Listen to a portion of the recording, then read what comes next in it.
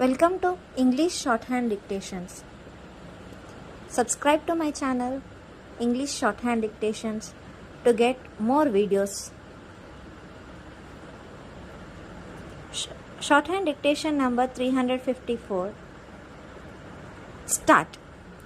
Sir, a memorandum explaining the various provisions of the finance bill as originally presented has already been circulated to the honorable members along with the budget papers. The few changes since made in the bill by the Lok Sabha at the instance of the government are of a minor character. These changes, which are the result of a careful examination of the various suggestions made by the honorable members of both the houses and representations received from outside, are intended mainly to remove hardship in certain special types of cases. The reasons for making them have already been explained in the Lok Sabha. I do not therefore intend to vary the House with an elaborate explanation of the several clauses of the bill as passed by the Lok Sabha, but shall confine myself to explaining the structure of the bill in general terms. Dealing first with direct taxes, the provisions of the bill are in two parts. One part deals with modifications in rates of taxes. In this category are three provisions. One relates to personal taxes, in which small increases have been made for incomes over rupees 70,000. Another change is a modification in the scheme of corporation taxes. As explained in the budget speech, this scheme is an integrated whole, and the provision for a tax on the occasion of issue of bonus shares follows from the fact that the dividends are based not on capital employed but on the paid up capital. If therefore the base is widened by the issue of bonus shares and consequently the super tax payable is reduced on that account, it is only reasonable that a small tax should be charged on the occasion of the issue of the bonus shares themselves. The tax is not on the shareholder but on the company. The third provision relates to taxes on registered firms. The justification for this tax is to levy a small charge for the benefits that accrue to partners on account of their corporate functioning. In order that small people may not be adversely affected, we have already changed the original provisions of the bill to the extent of having a free slab of that first rupees 40,000 of the income, which will be free from that tax. Now, equally important from the point of view of the revenue resources of the government are the other provisions of the bill.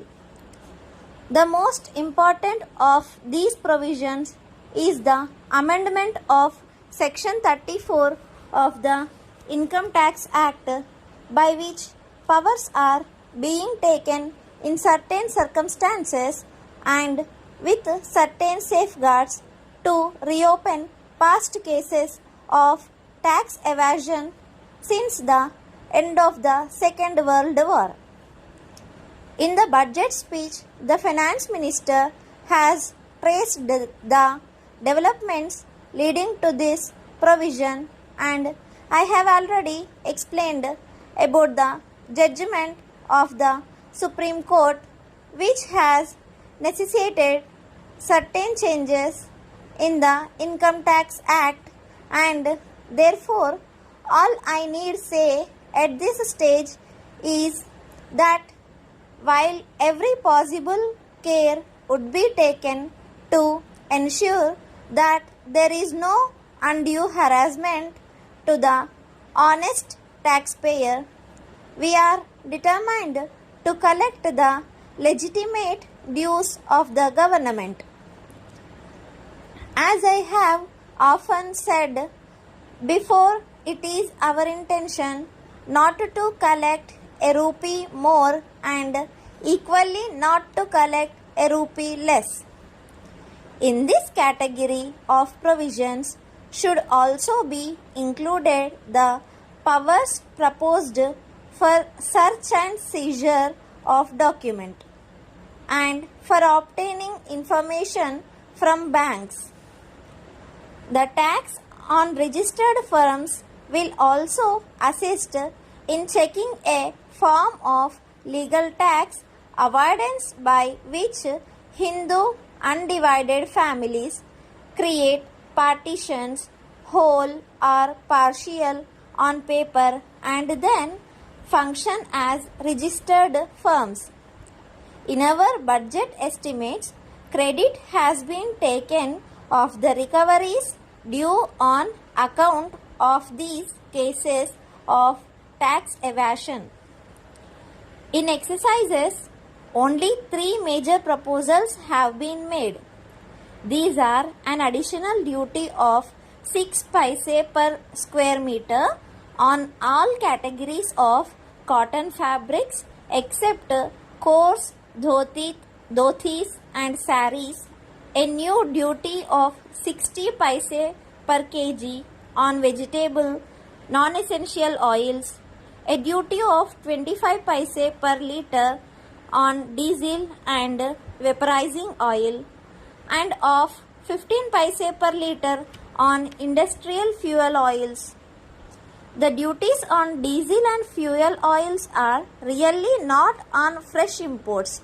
They are mainly a substitution of import duties of about an equal order, the revenue from which is being lost by total replacement of imports by indigenous production at the new refineries in Bombay.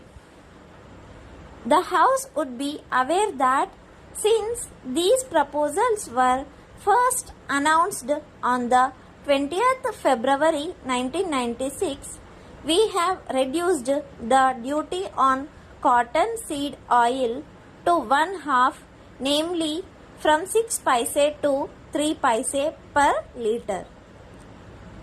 By way of a substantial incentive to the better and greater utilization of cotton seed, a considerable proportion of the oil content of which is now being wasted in the country.